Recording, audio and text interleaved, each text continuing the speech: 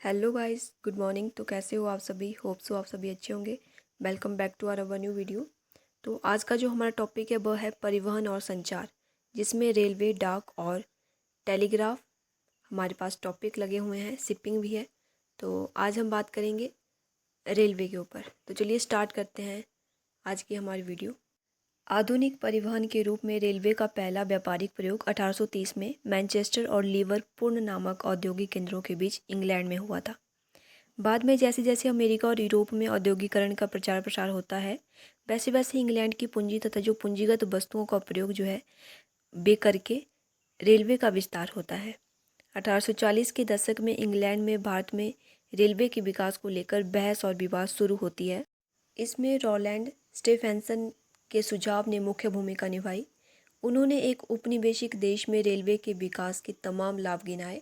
इनमें से प्रमुख लाभ थे जैसे खनिज पदार्थों के खोजने में मदद, आर्थिक और व्यापारिक प्रगति को बल तथा कोयला, लोहा तथा इस्पात उद्योगों के विकास में प्रोत्साहन, सैन्य गतिशीलता में वृद्धि। स्टीफेंसन ने भारत में कलकत्ता और मिर्ज़ापुर के बीच रेलवे लाइन बिछाने की संभावना ढूंढने की काफ़ी जानकारी हासिल की। इसी उद्देश्य से उन्होंने इंग्लैंड में ईस्ट इंडिया रेलवे कंपनी का गठन किया। नेक्स्ट है महाद्वीपीय भारत में पश्चिमी घाट से पूर्वी तट को जोड़ने की एक योजना जे चैम्समैन ने भी सुझाई। यह एक 3 रेलवे लाइन बिछाने की योजना थी, जिसमें 2 मिर्ज़ापुर, सितारा, पूना, अहमदाबाद और औरंगाबाद को जोड़ने वाली थी और तीसरी हैदराबाद, नागपुर और अमरावती को जोड़ने वाली थी। एक महत्वपूर्ण बात यह है कि जे चैम्समैन ने के सारे शहर जो है कपास की मंडियाँ थी। इस उद्देश्य की पूर्ति के लिए जे चैम्समैन ने जो है ग्रे इंडियन रेलवे कंपनी का गठन किया। नेक्स्ट है हमारे पास 1845 में ब्रिटिश सांसद ने FW सीन्स को भारत की उष्ण जलवायु और भौगोलिक परिस्थितियों में रेलवे निर्माण की समस्याओं के अध्ययन के लिए भारत भेजा। 1 मार्च 1846 को FW सीन्स ने अपनी रिपोर्ट ब्रिटिश संसद को सौंप दी। इस रिपोर्ट में उन्होंने भारत में रेलवे के निर्माण की सिफारिशें करते हुए इसके कई अतिरिक्त लाभ बताए। भारत में श्रम भूमि तथा अन्य सामान का निर्माण कम मूल्य पर मिलने के कारण रेलवे निर्माण पर लागत कम आनी थी। रेलवे परिवहन का सस्ता व सुगम साधन सिद्ध हो सकता था। उन्होंने निजी उद्यम पूंजी के माध्यम से राज्य की शर्तों के अनुसार रेलवे निर्माण करने का सुझाव दिया। सरकार निजी कंपनियों को एक गारंटीशुदा ब्याज देने के पक्ष में थी। इस ब्याज के अंतर्गत यह प्रावधान किया गया कि भारतीय राजस्व से राशि ली जाएगी और इंग्लैंड के रेलवे कंपनी के निवेशकों को ये राशि दी जाएगी। ब्रिटिश संसद के सदस्य लॉर्ड एलनबरो एकमात्र ऐसे व्यक्ति थे जिन्होंने इस गारंटीशुदा ब्याज का विरोध किया। अगस्त 1949 में ब्रिटिश संसद ने great Indian peninsular railway company तथा द्वितीय रेलवे कंपनी को भारत में 2 रेलवे लाइन के निर्माण की कानूनी तौर पर मंजूरी दे दी। भारत की औपनिवेशिक सरकार ने ये 2 लाइनें निर्धारित की। नंबर 1 हावड़ा से रानीगंज और नंबर 2 बॉम्बे से थाने। अक्टूबर 1850 में इन रेलवे लाइनों का कार्य शुरू किया गया और बॉम्बे से थाने के बीच पहली रेलगाड़ी 18 नवंबर 1852 को चली, लेकिन सरकारी तौर पर 16 अप्रैल 1853 को इसे शुरू किया गया। विश्व में पहली सार्वजनिक रेलगाड़ी जो है सार्वजनिक यात्री रेलगाड़ी 1825 में ग्रेट ब्रिटेन में चली थी। इसके 7 वर्ष बाद ही 1832 में भारत में रेलवे निर्माण के सुझाव आने शुरू हुए। 1848 में लॉर्ड डलहौजी ने इन दोनों कंपनियों के साथ औपचारिक समझौता करके भारत में रेल निर्माण कार्य शुरू किया। भारत में पहली यात्री रेल 21 मील की दूरी पर ही चली थी। ये रेलवे लाइन एशिया में पूरी होने वाली सबसे पहली रेलवे लाइन थी। नंबर 2 हावड़ा से रानीगंज रेलवे लाइन का शुभारंभ 3 फरवरी 1855 को जनता के लिए शुरू किया गया। नेक्स्ट हम बात करेंगे भारत में रेलवे निर्माण के उद्देश्य। जर्मनी और जापान की तरह ही भारत में रेलों का विकास देश के औद्योगिक विकास को गति प्रदान करने के लिए नहीं किया गया, बल्कि साम्राज्यवादी ब्रिटिश सरकार को भारत के प्रशासन पर और अधिक मजबूत पकड़ हो सके तथा अधिक से अधिक व्यापारिक लाभ कमाने के उद्देश्य से ही रेलवे का कार्य शुरू किया गया था। भारत में रेलवे निर्माण का कार्य शुरू करने के पीछे अंग्रेजों के मुख्य रूप से 3 उद्देश्य थे। नंबर 1, सैनिक एवं प्रशासनिक पकड़ मजबूत करना। नंबर 2, व्यापारिक लाभों में वृद्धि करना। नंबर 3, ब्रिटिश पूंजी के लिए लाभदायक निवेश के अवसरों को तलाशना। तो हम बात करेंगे सबसे पहले सैनिक एवं प्रशासनिक पकड़ मजबूत करना। देश के विभिन्न भागों के साथ प्रभावी ढंग से प्रशासनिक संबंध बनाए रखने की दृष्टि से भी रेलवे सहायक सिद्ध होगी। इसी तर्क के आधार पर 1848 में तत्कालीन गवर्नर जनरल लॉर्ड डलहौजी ने भारत में रेलों के विकास का समर्थन किया। नेक्स्ट है हमारे पास, भारत में अंग्रेजों के द्वारा रेलवे निर्माण का दूसरा प्रमुख लाभ था व्यापारिक लाभों में वृद्धि। भारत में कच्चे माल के निर्यात को बढ़ाना और इंग्लैंड में तैयार माल जो है तैयार करके उसे अन्य देशों में पहुंचाने का काम बड़ी रेलवे के द्वारा बहुत आसानी से किया जा सकता था। लंकाशायर कपड़ा मिल मालिकों की ओर से भारत की अंग्रेज सरकार पर लगातार यह दबाव डाला जा रहा था कि वे भारत के कपास उत्पादक क्षेत्रों को रेलों के द्वारा जल्द से जल्द जो है बंदरगाह से जोड़े और इससे इंग्लैंड की मिलों को भारत के कपास का आयात करना आसान हो जाएगा।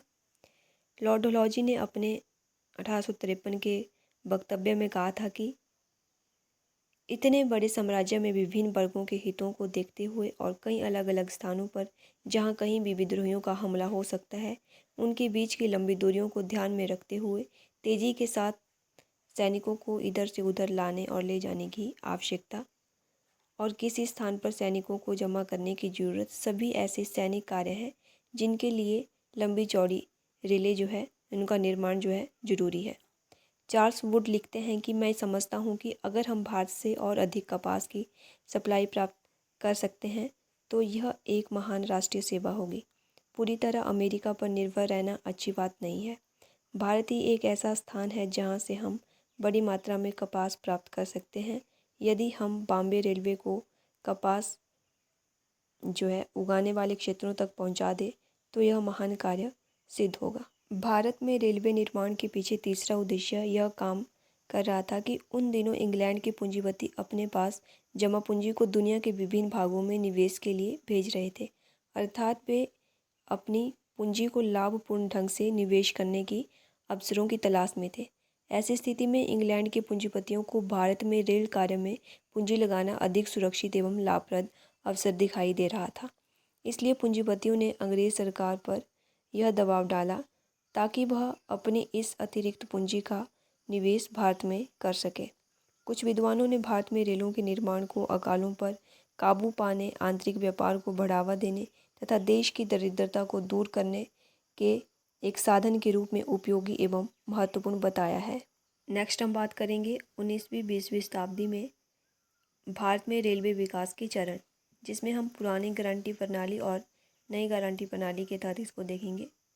जो पुरानी गारंटी प्रणाली है इसका टाइम पीरियड 1844 से 1869 तक है। इसमें निःशुल्क ज़मीन की गारंटी थी। नियोजित पूंजी पर कंपनियों को 4 से 5 वार्षिक दर निर्धारित किया था। 50 वर्ष के पश्चात सरकार कंपनियों से रेल वापस खरीद लेने का अधिकार सरकार के पास था। रेल कर्मचारियों की नियुक्ति तथा भाड़े सरकार देगी, कंपनी नहीं। इस प्रणाली के अंतर्गत सर्वप्रथम बम्बई से थाने रेल पथ बना जो 21 मील लंबा था। 1854 से 56 तक 3 महत्वपूर्ण रेलवे पथ का निर्माण किया गया, जिसमें बॉम्बे से कल्याण रेल पथ पर जो कि 37 मील लंबा था, दूसरी थी कलकत्ता से रानीगंज जो 121 मील लंबा था और तीसरा था मद्रास से आरकट जो 6 मील लंबा था। 1849 से 1868 के बीच पुरानी गारंटी पद्धति के अंतर्गत 4265 मील लंबा रेल पथ तैयार किया गया तथा 1869 तक भारत में 11 बड़े रेल मार्ग थे। 1869 में एक निबंध में गवर्नर जनरल जॉन लॉरेंस ने कंपनियों के लाभ और सरकार के घाटे का उल्लेख किया है, जिसमें उन्होंने इस पद्धति को ख़त्म करने की बात कही थी। 1870 से 80 के बीच भारत सचिव ने इस पुरानी पद्धति को समाप्त कर दिया। नेक्स्ट हम बात करेंगे नई गारंटी प्रणाली। ब्रिटिश सरकार ने नवीन गारंटी प्रणाली पुरानी पद्धति को संशोधित करके 1882 में बनाई गई थी।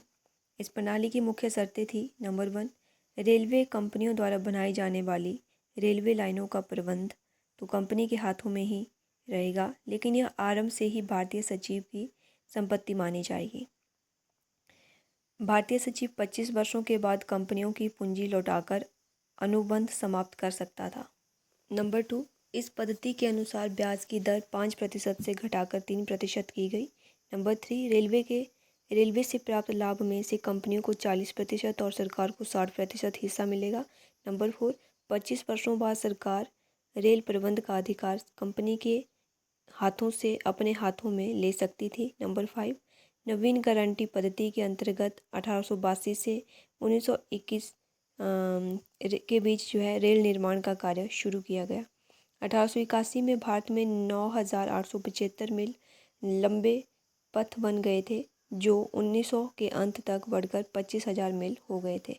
हम बात करेंगे 20वीं शताब्दी में रेलवे का विकास। 20वीं शताब्दी में रेलों के विकास के लिए नई समितियों का गठन किया गया, जिनकी सिफारिशों के अनुसार नवीन पद्धति के अंतर्गत ही काम होने लगा। इनमें प्रमुख समितियां थी। नंबर 1, रॉबर्ट समिति, जो कि 1901 में थी। इसके प्रमुख सुझाव थे।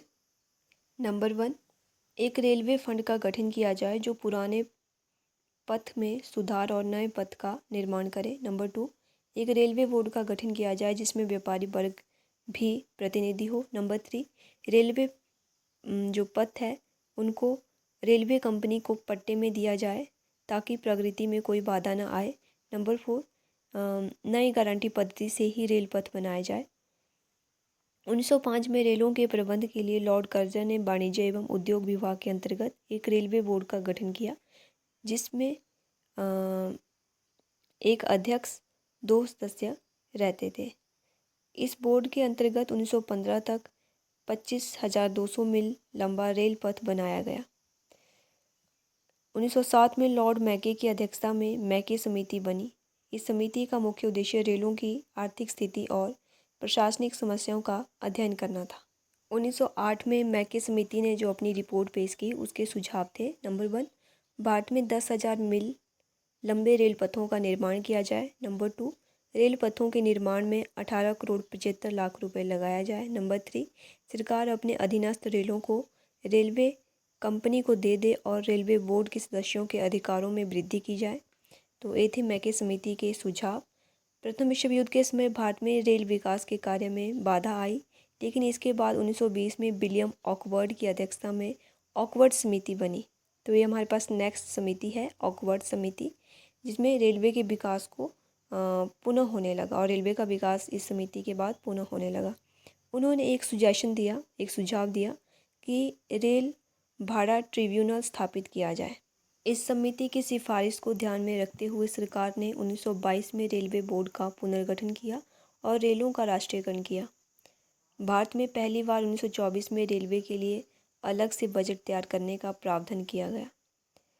1926 में डिक्सन समिति का गठन किया गया, जिसमें अकाउंटेंसी की पद्धति और पूंजीपति तथा आयकर प्राप्ति के खर्चों से आकलन करके जो है एक प्रगतिशील या उन्नतशील पद्धति बनाने की सिफारिश की गई। इसके पश्चात 1926 में ही रोवन समिति, जो नेक्स्ट समिति है, रोवन समिति का गठन किया गया, जिसका सुझाव था कि सरकार कुछ नए रेल पथों का निर्माण करे। सरकार ने इन सभी सुझावों को स्वीकार कर लिया। 1929-30 में जब आर्थिक मंदी आई तो उसका प्रभाव रेलवे पर पड़ना स्वाभाविक था। इससे बचने के लिए सरकार ने 1931 में रेलवे छटनी उप समिति का गठन किया गया, जिसमें खर्चे रोकने की बात की गई। इसी 1935-36 में जन लेखा समिति का गठन किया गया, जिसमें रेलों की बिगड़ती आर्थिक स्थिति, सरकार के साथ संबंधों पर विस्तृत सुझाव दिए गए। इन सभी समितियों में सबसे बड़ी और महत्वपूर्ण समिति जो है बैजवुड समिति थी, जिसका गठन 1936-37 में किया गया। इस समिति ने जून 1937 में रेलों की स्थिति की जांच करके अपनी रिपोर्ट प्रस्तुत की। इस समिति की महत्वपूर्ण जो सुझाव थे वो थे। नंबर 1, रेल प्रबंध में गैर भारतीयों को भी रखा जाए। नंबर 2, कम दूरियों के लिए स्थानीय गाड़ियाँ भी जो है चलाई जाए। तो ये थी हमारे पास 20वीं शताब्दी में जो कुछ समितियां थी जिन्होंने अपने सुझाव दिए रेलवे निर्माण के ऊपर।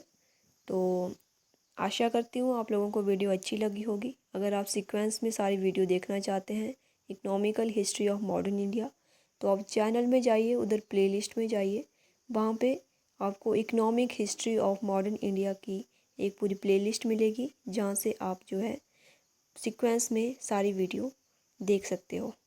तो thanks for watching. Thank you so much.